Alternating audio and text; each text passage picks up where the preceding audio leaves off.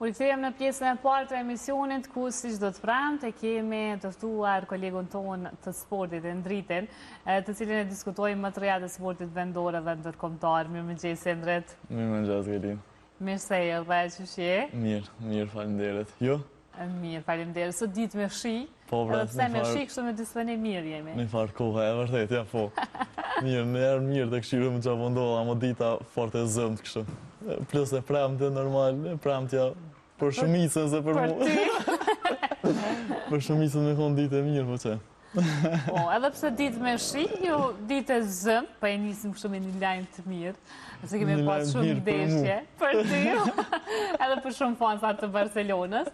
Kemi pas shumë ndeshje javën e kalume, po nalemi të Barcelona që ka fitu titullin e Spanjës. Po, Barcelona mbrëm e fitoj edhe matematikisht titullin e kampionit në Spanjë, titullin e 28 të kampionit me një performancë të jashtëzakonshme gjatë tërë sezonit. Barcelona, do më thonë, për menimin tem, u konë një Barcelonë që e kemi po visht në kohën e Pep Guardiola, edhe nashta në kohën e Luis Enriquez atë sezonin 2014-15, edhe ka pos paraqitje në vazhdimësi fantastike.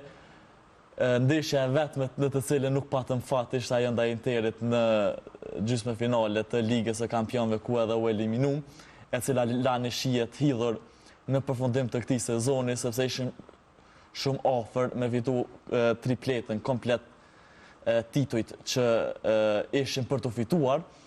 Fatkeqësisht Barcelona u eliminua në gjysmën finale të Ligës së Kampionëve, megjithatë kjo nuk ndikoi as pak te lojtarët, të cilët menjëherë në vikend arritën që me shënu fitore ndaj Real Madridit edhe me bo një hap shumë të madh fillimisht për titullin e kampionit, triumfuan 4-3 ndaj Real Madridit në vikendin që lan pas.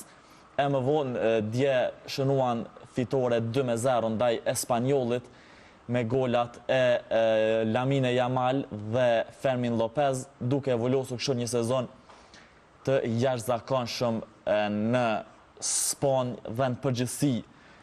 Meritat kryesore padyshim i takojnë trajnerit Hansi Flick, që e ka bo një skuadër kaq kompetitive dhe një dallim si dita me natë prej edicionit të kalum.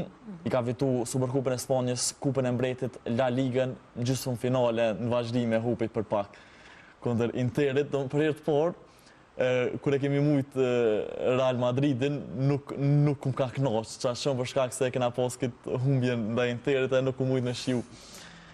Qa shumë për ndryshe Real Madridin si vjetë, ku e kena në zonë, e kena mujt.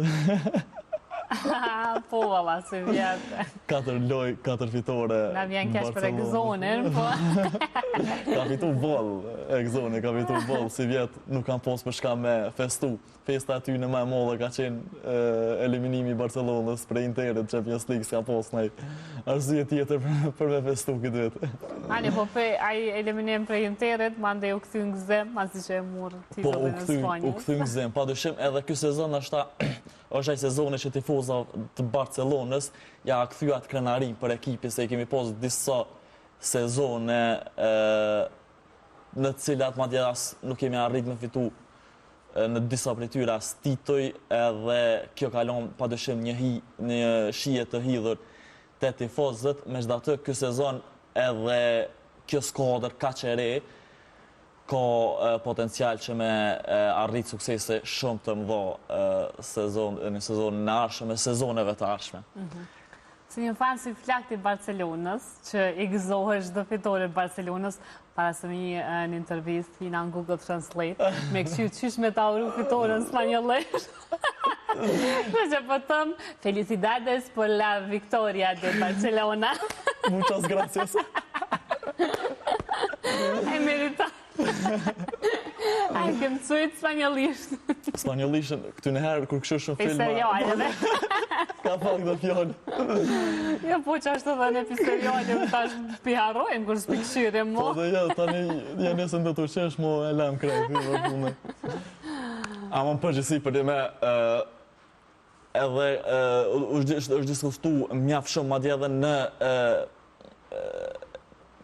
edicionin e fundit të favoritet të dielën, ishte Bilbil Sokoli, trajneri i njohur që e tha një fjali që për një me edhe në menaj që ashtu. Barcelona nuk e ka hup finalin e Champions League-ës, po Champions League e ka hup Barcelonën me pas finale, se si vjetë Barcelona o konë nashta ekipi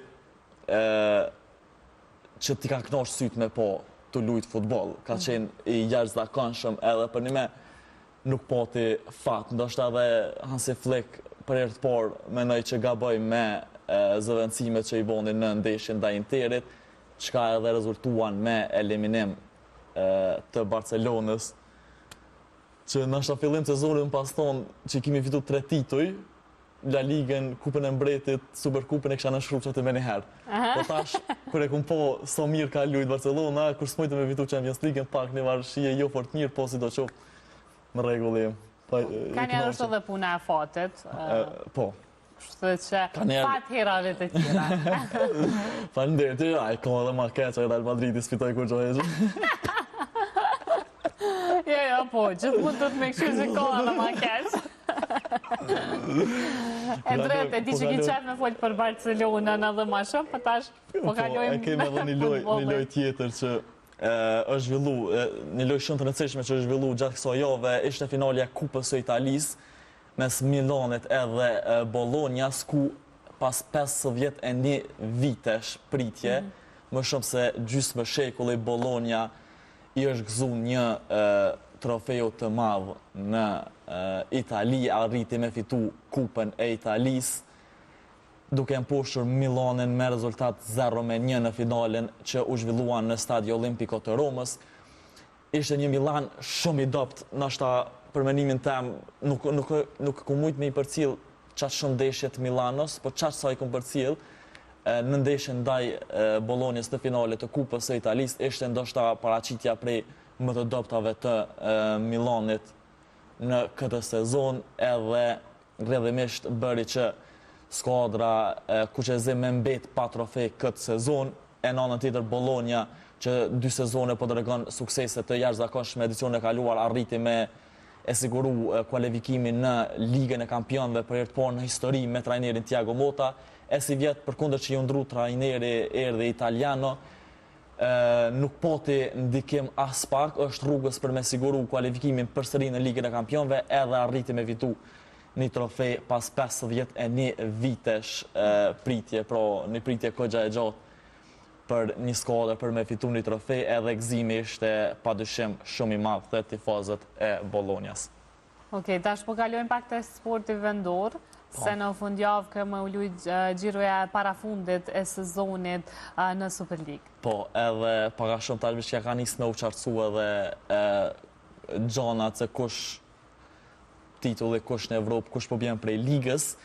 Të shtunën kanë me u zhvillu të gjitha ndeshjet, 3 gjirot e fundit kanë me u lujt të gjitha në orar të njëjtë, për shkak që me u evitu ndonjë mundësi kurdisjes ndeshjeve e gjanat të tilla. Kjo ndodh pothuajse në të gjitha ligat evropiane të futbollit. Dugagjini ndeshjet me Ferizajn, Fernikeli 74 me Prishtinën, Gjilani përballet me Dritën, Malisheva me Suarekën dhe Ballkani ndeshjet me Llapin. Në Super League Drita vetë shpallur kampion i Kosovës në këtë edicion. Ballkani është në vendin e dytë dhe ka siguruar kualifikimin në garat evropiane. E vendi tretë do të vendoset mes Malishevës, Gjilanit dhe Ferizajt. Malisheva është në vendin e tretë me 52 pikë, kurse Gjilani dhe Ferizaj kanë nga 3 pikë më pak në pozitat 4 dhe 5. Dugagjini, Prishtina, Llapi, Suhareka janë 4 skuadra që po luftojnë për me ikë pozitës e parafundit që dërgon në ligën e parë, po ashtu edhe pozitës e tretë që dërgon në barazh. E krejt në fund është Ferronikeli 74 që tash e disa gjiro veç se matematikisht i ka humbur gjosat për mbjetesë dhe në edicion në ardhshëm do të garojnë në ligën e parë. Për kundër kësaj, Ferronikeli 74 po e respekton në maksimum kampionatin, edhe po del të jetë problem i madh për kundër që nuk ka asgjë për të fituar asnjë objektiv, po tregon paraqitje shumë të mira edhe po respekton në maksimum kampionatin deri në fund. edhe 2 gjira në kanë met, edhe në fund kanë mu qartësu krejt ato gjonat, po ashtu e kemi edhe finalin e kupës së Kosovës bën 22 maj ku Prishtina dhe Llapi do të përballen në stadiumin Fadil Vokri. Këto 2 skuadra nuk kanë mundësi me arrit Evropën përmes ligës, kështu që mundësia e vetme është triumfi në Kupën e Kosovës për me siguru pjesëmarrje në garat evropiane edicionin e ardhshëm. Okej, kemi pas edhe ndeshje të shumta në top ligat evropiane. Po, tashmo veç se titujt janë përcaktu në 4 prej tyre në Premier League, dihet që Liverpooli është kampioni i ri i Anglisë, ndërkohë do të zhvillohet java 37 e parafundit, po ashtu në Premier League, Chelsea që po lufton për një vend në Champions përballet me Manchester Unitedin, që është në pozitën e 16. Domethënë kur më poshtë nuk kemi mujt me pa skuadrën e Manchester Unitedit, e cila përkundër që gjendet në vendin e 16, domethënë shumë afër rënjes, është kualifikuar në finalet e Ligës së Evropës, edhe në rast se e fiton ato, prej vendit 16 ka me pas mundësi me lujt në Ligën e Kampionëve sezonin e ardhshëm, domethënë një ngjarje jo fort e zakonshme në futbollin evropian. Në ndeshje tjera, Arsenali ndeshet me Newcastle, Liverpooli kampioni i ri përballet me Brighton në udhtim, kurse Manchester City ndeshet me Bournemouth. Në Serie A është liga e vetme nga top 5 ligat evropiane që ende nuk dihet se kush ka me fitu titullin, është Inter dhe Napoli që po luftojnë për titullin e kampionit. Napoli është një pikë para skuadrës Interit, po ashtu edhe këtu zhvillohet në fundjavë java e parafundit. Milan ndeshet me Romën, një përballje direkte për Ligën e Kampionëve për me siguru ato njërin nga top 4 vendet e para. Interi do të ketë një përballje shumë të vështirë ku ndeshet me Lazion, kurse Napoli Jamir Rahmanit synon fitore ndaj Parmës për me vazhdu me rujt primatin në elitën e futbollit italian. Në La Liga tashmë kampioni i ri i Spanjës ndeshet me Villarrealin, po ashtu në javën e parafundit. Në anën tjetër Mallorca e Vedat Muriqi që po lufton për me siguru vendin e 8 që dërgon në garat e Ligës së Konferencës për herë të parë për ta në garat evropiane, përballet me Getafen edhe synon fitoren që do t'ja rreste gjasat shumë për pjesëmarrjen në garat evropiane, kurse Real Madridi që tashmë zyrtarisht është nën kampion i Spanjës përballet me Sevillën. Të gjitha këto ndeshje zhvillohen pra të shtunën. Në fund po ndalemi pak edhe tek basketbolli, ku do të luhet finalja e 5 e play-offit mes Bashkimit të Trepçës. Edhe po ka duele shumë interesante dhe shumë të mira për një mend në finalet e basketbollit, edhe një tjetër gjë e mirë që nuk po ka incidente deri më tash, nuk ka pas ndonjë incident që me ndërprer ndeshja e gjona tilla, çka e bën edhe më madhështore finalen e play-offit në basketboll. Aktualisht Trepça është duke avancuar 3-1 në serin finale ndaj Bashkimit, edhe të dielën luhet edhe finalja e 5 në palestrën SZA Surroi në Prizren. Bashkimi do të synoj që me engushtue përsin në 2-3, kurse Trepça me një fitore eventuale të dielën edhe zyrtarisht shpallet kampion i Kosovës në basketbol, duke mbrojtur titullin që e fitoi sezonin e kalum.